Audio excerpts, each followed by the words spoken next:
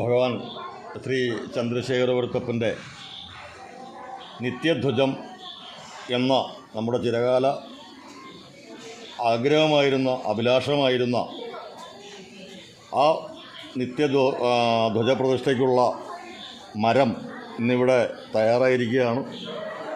ഇനി ബാക്കി അതിൻ്റെ മരത്തിൻ്റെ പണി ഏതാണ്ട് 100% കഴിഞ്ഞ് ഇനി ബാക്കിയുള്ളത് ഇത് എണ്ണത്തോണിയിലേക്ക് ഇടുക എന്നുള്ളതാണ്.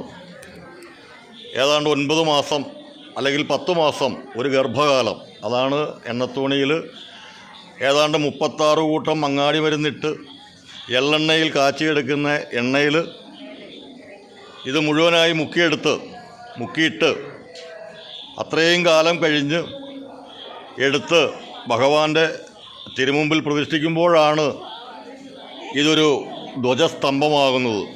ഇപ്പോൾ നമ്മൾ കാണുന്നത് തേക്കുമരം മാത്രമാണ്. അതിൻ്റെ പണിയെല്ലാം കഴിഞ്ഞിരിക്കുന്നു. ഇനി എണ്ണത്തോണി വരണം. ശേഷം ഏതാണ്ട് 1 ടണ്ണോളം 1000 കിലോളം എണ്ണ 36 കൂട്ടം അങ്ങാടി മരുന്നിട്ട് കാച്ചി എടുത്ത് എല്ലാ ഭക്തജനങ്ങളുടെയും സഹകരണത്തോടു കൂടി അവരുടെ അഭിലാഷത്തിനനുസരിച്ച് തന്നെ അവർക്കെല്ലാം ആ എണ്ണത്തോണിയിൽ എണ്ണ ഒഴിക്കാനുള്ള അവസരം കൂടി നമ്മൾ ഉണ്ടാക്കും. വെറുതെ നമ്മൾ എടുത്ത് എണ്ണത്തോണിയിലേക്ക് ഇടുകയല്ല ചെയ്യുന്നത്. എല്ലാവർക്കും ആ എണ്ണത്തോണിയിൽ എണ്ണ ഒഴിക്കാനുള്ള ഒരവസരം കൂടി നമ്മൾ ഉണ്ടാക്കുന്നതാണ്. ചന്ദ്രശേഖരവർത്തപ്പൻ്റെ ഈ ധ്വജസ്തംഭം ഇവിടെ ഉയരാൻ ഇനി നമുക്ക് കാത്തിരിക്കാം. എല്ലാവരുടെയും സഹായ സഹകരണങ്ങളാണ് നമ്മൾ പ്രതീക്ഷിക്കുന്നത്. വലിയൊരു ദൗത്യത്തിലേക്കാണ് നമ്മൾ ട്രസ്റ്റ് ഈ ഉത്തരവാദിത്വം ഏറ്റെടുത്തിരിക്കുന്നത്.